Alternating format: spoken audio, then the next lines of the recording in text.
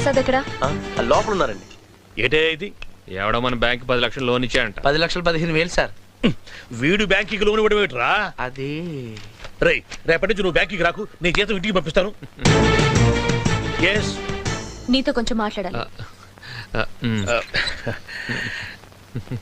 I will be back in a minute. రా. అలాగే sir. రండి, ప్లీజ్. అసలు ఏమనుకుంటున్నావు నువ్వు? ఏమైంది? అరే 4 సార్లు మాట్లాడితే పెళ్లి సంబంధానికి పంపించేస్తావా? ఓ, అన్నయ్య వాళ్ళు వచ్చారా?